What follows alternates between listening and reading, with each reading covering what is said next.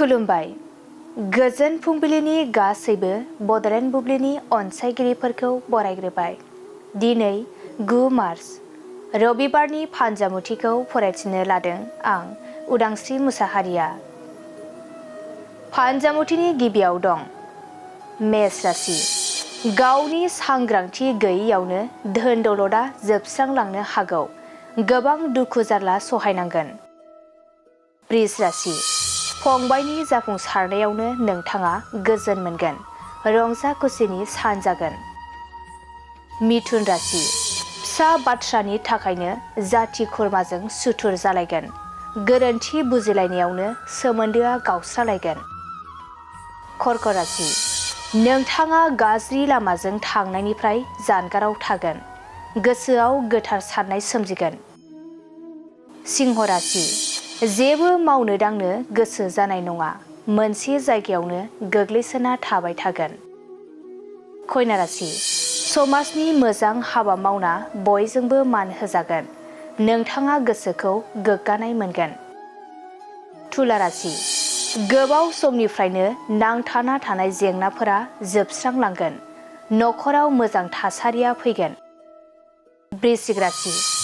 गोसोखौ हमथाना थानाया गाहाम जागोन। सानै हयै खामानिखौ मावाब्ला गुबुनजों थगायजानो हागौ।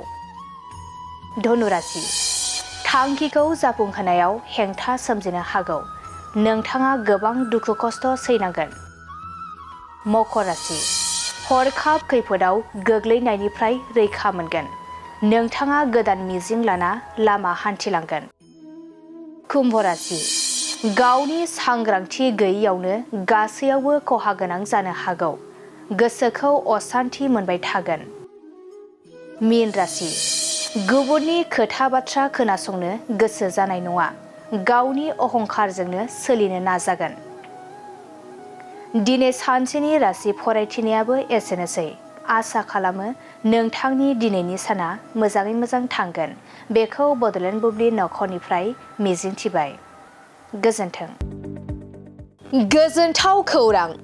माय सथा स्कुल एबा आंनि फिसा फरायसालिया लानानै फैदों मोनसे गोजोनथाव। क'क्राझार सहरनि जेडि र'डजों थांग्रा वार्ड नं 4आव माय सथा स्कुल एबा आंनि फिसा फरायसालियाव डे केयार, नार्सारि, LKG, UKGनि थाखाय मुं थिसननाया सोलिगासिनो दं। बे माय सथा स्कुल एबा आंनि फिसा फरायसालियाव फरायसा फरायसुलिफोरनि थाखाय गोबां सुबिदाफोरबो। अब्ला नोंथाङा माखौथो नायबाय थाखो? नैबे माय सथा स्कुलाव नोंथाङा नोंथांनि उन्दै गथ'साफोरखौ मुं थिसननो थाखाय साखाफारा जादो।